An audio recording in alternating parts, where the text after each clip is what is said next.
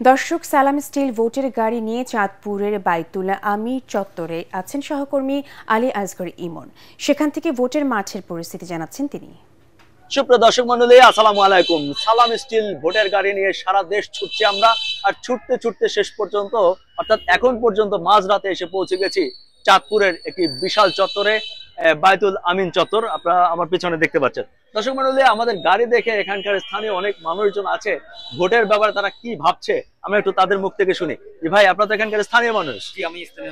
আমি স্থানীয় না, আমি জীবনের প্রথম চাঁদপুরে আসলাম, আপনাদের দেখে ভালো লাগছে। আলহামদুলিল্লাহ। আচ্ছা, আপনাদের সামনে তো নির্বাচন, জি, আপনারা নির্বাচন নিয়ে কি ভাবছেন বা কি মনে হচ্ছে? আশা করি ভালো মনে হচ্ছে।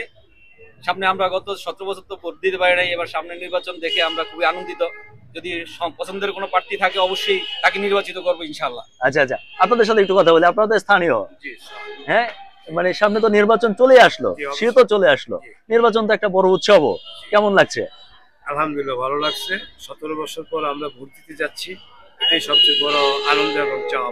আসসালামু আলাইকুম, আপনি তো বোধহয় এখানকার স্থানীয় মানুষ। হ্যাঁ, আমি স্থানীয়।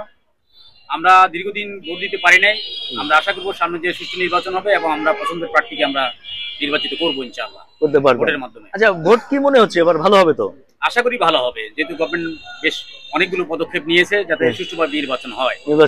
জি। যে দর্শক মন্ডলী, আপনাদেরকে আরেকটা সুখবর দেই। আমার কাছে ঠিক এই মুহূর্তে আমার পাশে এই চাঁদপুরের একজন প্রার্থী আছে, যিনি এবার সরাসরি নির্বাচনে অংশগ্রহণ করছেন গণফোরাম থেকে, এবং যার নাম হচ্ছে সেলিম আকবর সাহেব, অ্যাডভোকেট সেলিম আকবর, যিনি আমার সাথী আছেন এবং তিনি গণফোরাম থেকে নির্বাচন করছেন এবং তিনি এই স্থানীয় গণফোরামের সভাপতিও। জি ভাই, কেমন আছেন? ভালো আছে।